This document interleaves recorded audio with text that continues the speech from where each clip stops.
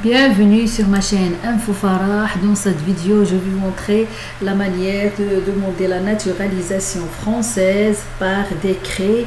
Toutes les informations nécessaires pour faire votre demande se trouvent sur le site du service public français, c'est-à-dire le site officiel de l'administration française, dans un article vérifié le 12 juillet 2023. Ça veut dire c'est récemment vérifié le 12 juillet 2023. Toutes les informations pour demander la naturalisation française par décret se trouvent sur ce site, et cet article est vérifié par la direction de l'information légale et administrative.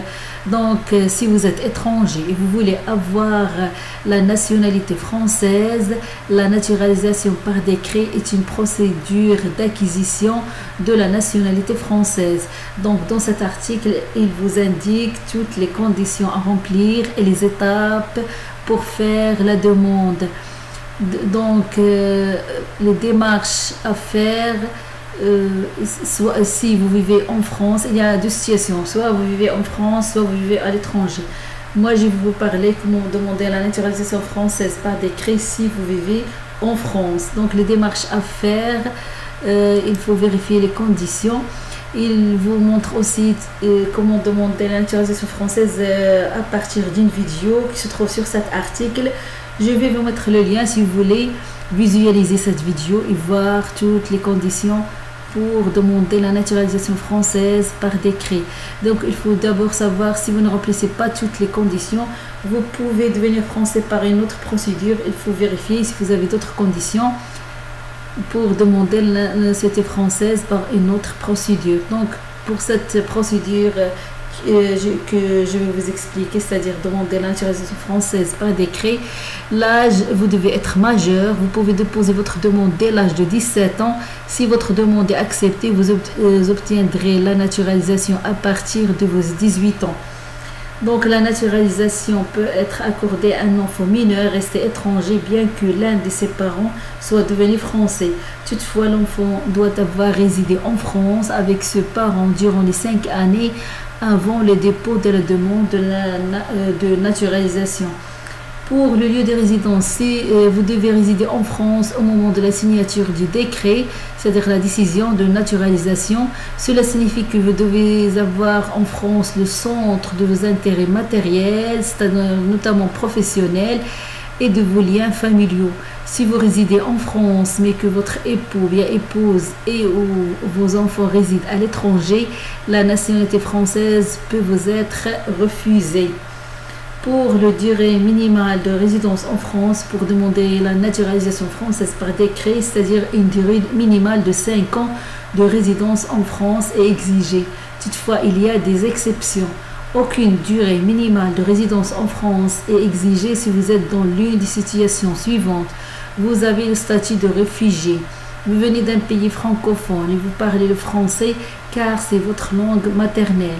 Vous venez d'un pays francophone et avez été scolarisé 5 ans au plus dans un établissement enseignant en langue française, ou bien si vous avez fait votre service militaire dans l'armée française, ou bien si vous êtes engagé dans l'armée française ou une armée alliée en temps de guerre, ou bien si vous avez rendu des services exceptionnels à la France.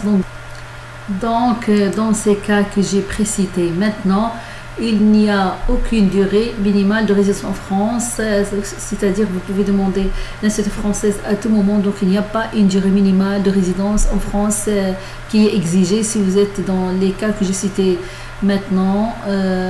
Mais il y a aussi un deuxième cas, pour une durée minimale de 2 ans de résidence en France. Vous pouvez aussi demander la nationalité française par décret si vous avez obtenu un diplôme d'un établissement d'enseignement supérieur français après 2 ans d'études, ou bien si vous pouvez rendre ou avez rendu des services importants à la France compte tenu de vos capacités et talents, ou bien si vous avez accompli un parcours exceptionnel d'intégration, c'est-à-dire activités ou actions accomplies dans les domaines civiques, scientifiques, économiques, culturels ou sportifs. Dans ce cas, il vous faut seulement une durée minimale de 2 ans de résidence en France pour pouvoir demander la nationalité française. Il faut aussi, en plus de tout ça, une régularité de séjour en France. Vous devez avoir un titre de séjour en cours de validité au moment du dépôt de votre demande. Toutefois, vous n'en avez pas besoin si vous êtes européen, c'est-à-dire si vous êtes issu de l'Allemagne, bien l'Autriche, la Belgique, la Bulgarie, la Chypre, la Croatie, Danemark, c'est-à-dire tous les pays qui constituent l'Union européenne, ou bien l'espace économique européen, ou bien si vous êtes issu de Suisse, vous n'avez pas besoin d'un titre de séjour si vous voulez demander la nationalité française par décret. Donc vous ne devez pas avoir fait l'objet d'un arrêté d'expulsion ou d'une interdiction du territoire français toujours en vigueur. Et en plus de ça, il faut assimilation à la communauté française, c'est-à-dire vous devez prouver votre assimilation à la communauté française, notamment de la manière suivante. Vous devez être d'accord avec les principes et valeurs essentielles de la République. Vous devez avoir des connaissances sur l'histoire, la culture et la société française. Aussi, il y a un livret du citoyen qui indique les connaissances exigées. Vous pouvez télécharger ce livret ou le consulter à l'accueil des préfectures. Mais si vous voulez télécharger, je vais vous mettre le lien de cet article où vous trouvez comment télécharger ce livret, c'est-à-dire le livret du citoyen qui vous indique les connaissances exigées.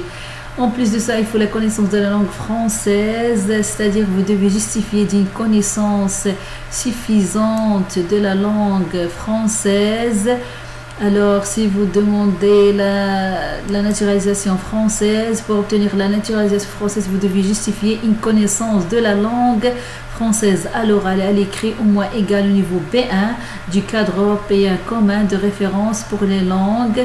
Toutefois, donc il y a des dispenses si vous avez suivi vos études en France et dans un pays francophone, ou si vous êtes réfugié avec plus de 70 ans et résidez en France depuis au moins 15 ans, ou si votre état de santé ne permet pas d'évaluer votre niveau de langue, ou si vous êtes dans une autre situation. Il explique les dispenses. Je vais vous mettre le lien de cette page pour voir si vous entrez dans les dispenses, ou bien si vous êtes obligé d'avoir une connaissance de la langue française à l'oral et à l'écrit au moins égale au niveau B1 du cadre européen commun de référence pour les langues.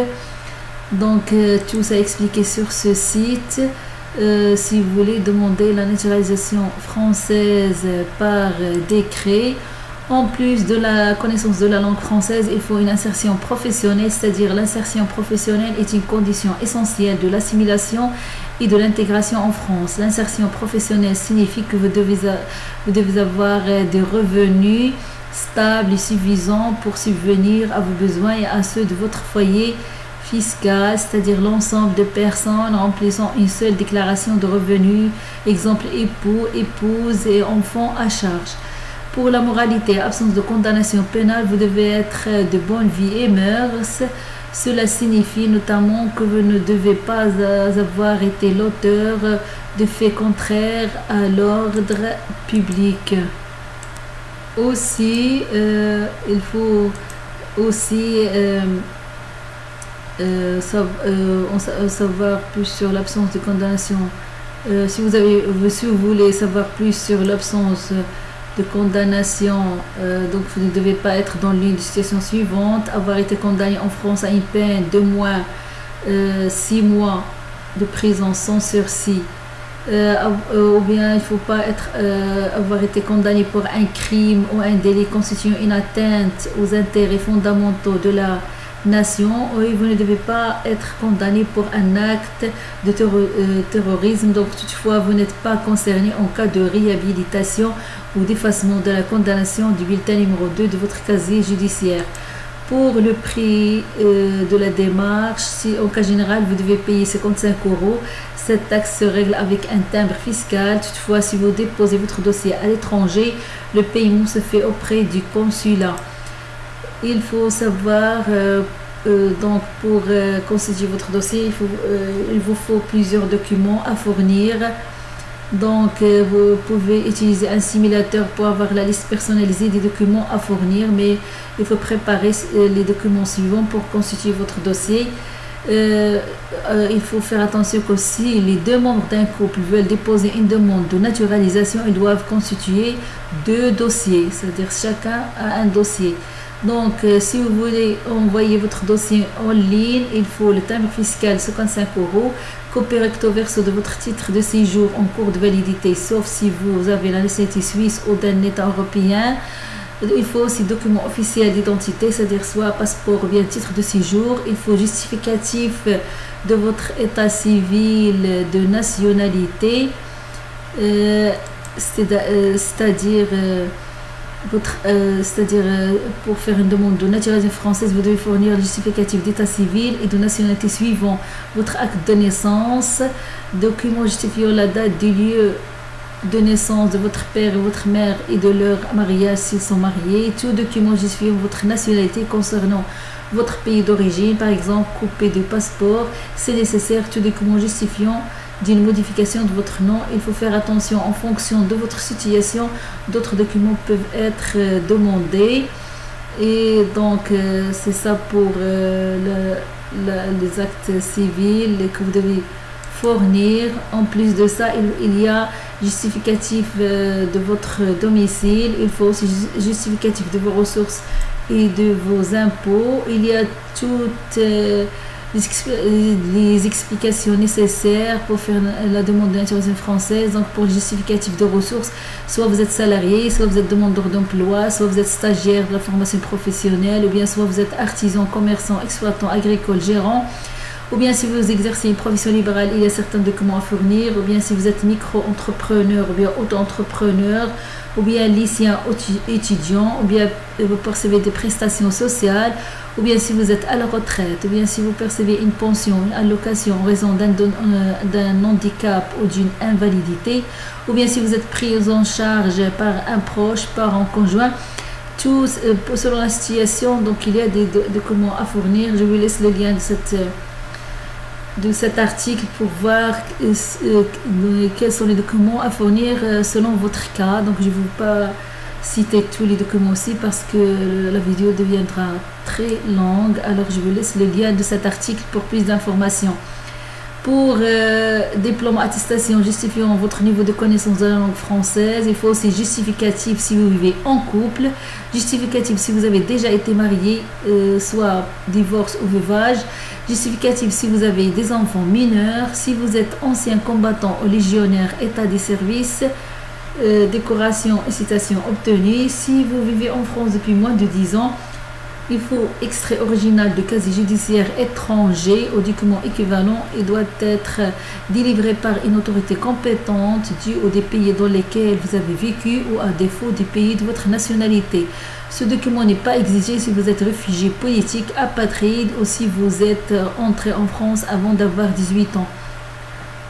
Si vous avez la nationalité d'un pays non européen et que vous êtes allé dans l'espace Schengen à partir d'un État ne faisant pas partie de cet espace pour une durée inférieure à 3 mois au cours des 5 années précédentes, le dépôt de votre demande, fournissez votre passeport ou tout document équivalent, par exemple un visa Schengen, et ceux de vos enfants mineurs qui pourraient devenir français à leur majorité. Si vous le souhaitez, vous pouvez compléter en ligne votre demande avec des informations qui vous semblent avoir un intérêt particulier. Si vous voulez envoyer votre demande par courrier, et il y a un formulaire CERFA numéro 12753 en 2 exemplaires remplis, datés et signés.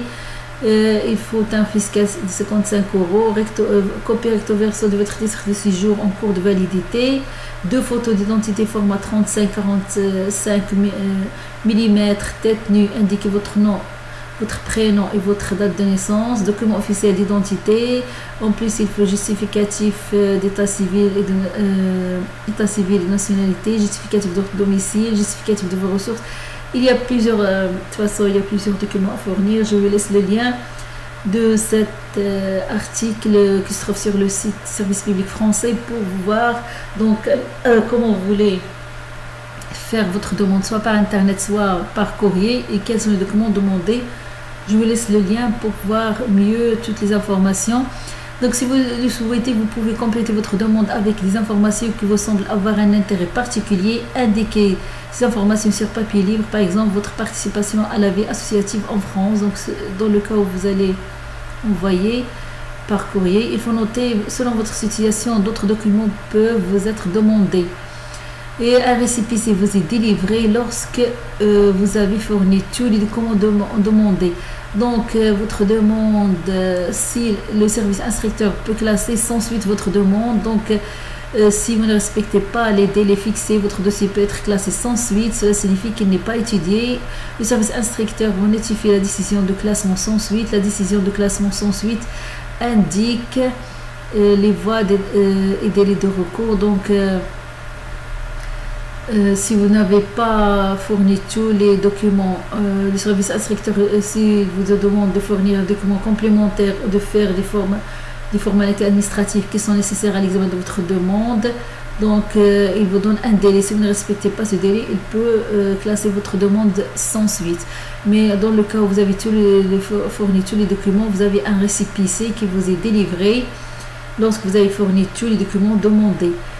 Pour les consignes pour le document, même si vous utilisez le téléservice pour envoyer votre dossier, vous pouvez préparer les originaux des documents. Vous en aurez besoin lorsque vous serez convoqué en entretien.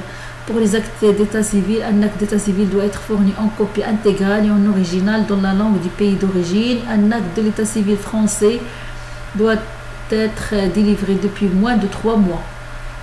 Vous pouvez fournir des copies des documents demandés à l'exception des actes de l'état civil. Vous devez toutefois pouvoir présenter les originaux des documents si nécessaire. Une copie d'un acte étranger doit être accompagnée si nécessaire d'une copie de la décision en exécution de laquelle elle a été établie, rectifiée ou modifiée. Pour la traduction, il faut toujours traduire ces documents dans une langue qui n'est pas la française, qui n'est pas la langue française, vous devez les traduire. Vous devez fournir l'original de la traduction. La traduction doit être faite par un traducteur inscrit sur la liste des experts agréés par les cours d'appel. La traduction n'est toutefois pas nécessaire pour un extrait plurilingue d'acte de naissance dans l'une des langues et le français. De plus, pour éviter d'avoir à traduire certains documents délivrés par un pays de l'Union européenne, un formulaire multilingue peut être joint. Il faut pour cela consulter le site e-Justice, le lien se trouve sur cet article pour avoir des informations complémentaires. Pour la légalisation apostille, certains documents établis à l'étranger doivent être légalisés ou apostillés. Par exemple, pour le Maroc, ils doivent apostiller les documents établis à l'étranger pour être acceptés en France, ou bien par le consulat français. Il faut se renseigner auprès de l'ambassade et du consulat du pays concerné pour l'envoi de la demande. Donc pour envoyer la demande, en cas général, vous pouvez envoyer votre demande en ligne par le téléservice accessible avec l'un des identifiants suivants: vos identifiants France Connect ou votre numéro de visa d'entrée en France ou votre numéro de titre de séjour ou vos identifiants utilisés pour accéder au téléservice de demande d'un titre de séjour. À chaque étape du traitement de votre demande, vous recevez un mail à l'adresse électronique que vous avez indiquée. En cas de difficulté, vous pouvez bénéficier d'un accompagnement auprès du centre de contact citoyen de l'Agence nationale des titres sécurisés, c'est-à-dire la NTS, ou bien si c'est ça, si vous voulez envoyer votre demande, vous pouvez aussi obtenir de l'aide auprès d'un point d'accueil numérique installé dans chaque préfecture et dans la plupart des sous-préfectures. Il faut se renseigner auprès de votre préfecture pour savoir comment prendre rendez-vous. Il faut noter que si vous ne parvenez pas à déposer votre demande via le téléservice, vous pouvez déposer votre demande par courrier auprès de la plateforme de naturalisation de votre domicile. Toutefois, vous devez fournir soit un mail du centre de contact citoyen de l'Agence nationale des titres sécurisés, soit un document de la préfecture ou de la sous-préfecture attestant de l'impossibilité de déposer votre demande en ligne. Ajoutez à votre dossier une enveloppe timbrée à votre adresse et aussi une lettre suivie 500 grammes vierge. Il faut savoir que les usagers domiciliés à Saint-Barthélemy, Saint-Martin, Saint-Pierre et Miquelon dans les îles Wallis et Futuna en Polynésie française et en Nouvelle-Calédonie ne peuvent pas utiliser le téléservice. Il faut aussi tout changement, il faut le signaler après l'envoi de la demande. Et après, il y a un passage d'un entretien. Vous êtes convoqué à un entretien pour vérifier votre assimilation à la communauté française. Vous devez préparer cet entretien. Vous pouvez télécharger le livret du citoyen, c'est très intéressant pour préparer votre entretien. Vous devez apporter les originaux du document nécessaires à l'examen de votre demande. À la fin de l'entretien, vous devez signer la charte des droits et devoirs du citoyen français.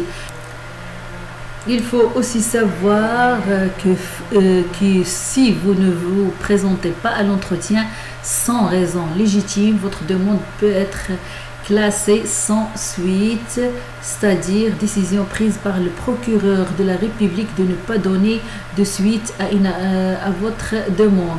Donc, il faut savoir qu'une enquête est faite sur votre comportement civique, manifesté par exemple par le paiement des impôts. L'enquête peut être complétée par une consultation des organismes consulaires et sociaux. L'administration vérifie également votre éventuel passé judiciaire en France et à l'étranger. Ça, c'est l'instruction, plus sur l'instruction de votre demande. Ils vont faire tout ça. Pour suivre l'examen de votre demande, si vous avez envoyé le dossier en ligne, vous pouvez suivre l'avancement de votre demande sur votre espace personnel en ligne et répondre aux éventuelles demandes supplémentaires, par exemple manque d'un document, non-conformité de l'état civil. À chaque étape du traitement de votre demande, vous recevez une notification par mail sur votre espace personnel. Si vous avez envoyé votre dossier par courrier, donc l'administration a 18 mois au maximum à partir de la délivrance du récépissé pour répondre à une demande de naturalisation ou de réintégration dans la société française. Ce délai est réduit à 12 mois lorsque vous justifiez avoir votre résidence habituelle en France depuis au moins 10 ans à la date de la remise de récépissé. Les délais de réponse peuvent être prolongés une fois pour une période de 3 mois. Dans ce cas, l'administration doit motiver sa décision, c'est-à-dire expliquer pourquoi il a besoin de plus de temps pour répondre.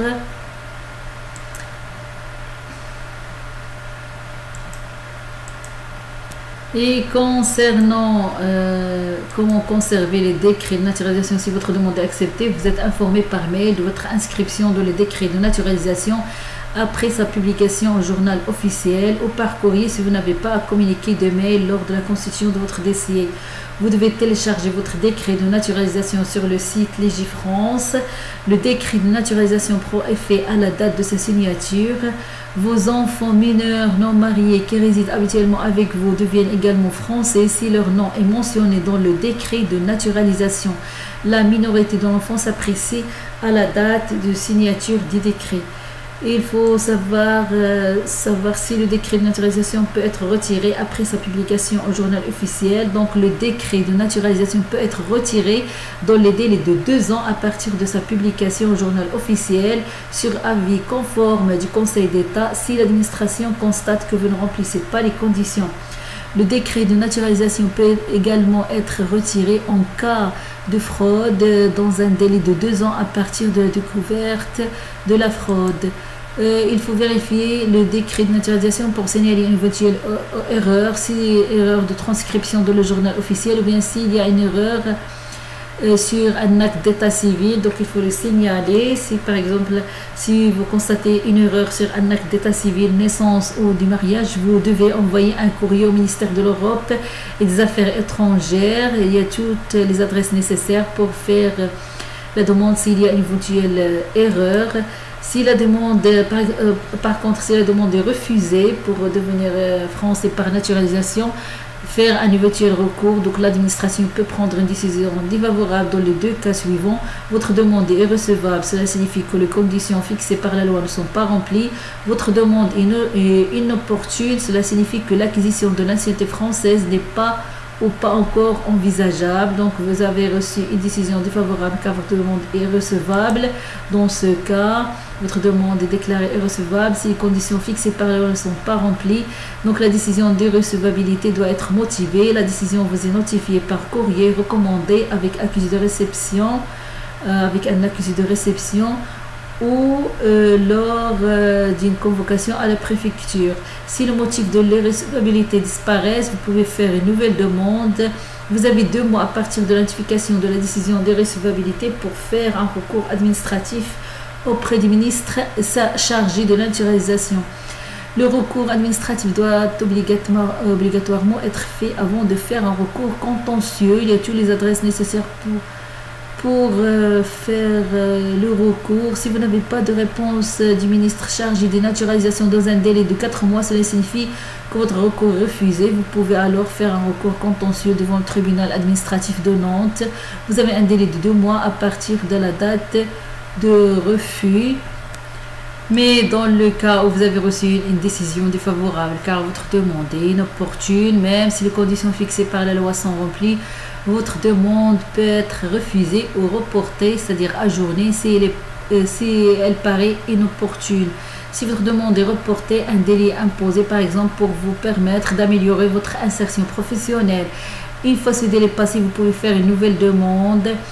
Et il faut savoir que vous avez 2 mois à partir de la notification de la décision de refus ou de report pour faire un recours administratif auprès du ministre chargé de naturalisation. Le recours administratif doit obligatoirement être fait avant de faire un recours contentieux. Donc, il y a toutes les adresses nécessaires pour faire le recours. Ainsi, on arrive à la fin de la vidéo. Je vous ai expliqué toutes les informations nécessaires et toutes les conditions et les étapes à faire pour demander la naturalisation française par décret. Toutes ces informations se trouvent sur le site du service public, c'est-à-dire le site officiel de l'administration française, dans un article qui vous montre toutes les étapes à faire et quelles sont les conditions à remplir pour demander la naturalisation française par décret. Je vous ai dit que cet article est vérifié récemment le 12 juillet 2023, c'est-à-dire ces informations sont récentes, donc elles sont vérifiées par la direction de l'information légale administrative. Ainsi, je vous dis au revoir pour une nouvelle vidéo. N'oubliez pas de la liker si vous aimez le contenu de cette vidéo. Je vais vous mettre le lien de l'article du site Service public français dans la boîte à description pour la consulter et voir toutes les informations que je vous ai communiquées dans cette vidéo, et plus encore les adresses et tout si vous êtes intéressé par la demande de l'interdit française par décret. Je vous dis au revoir pour la prochaine vidéo.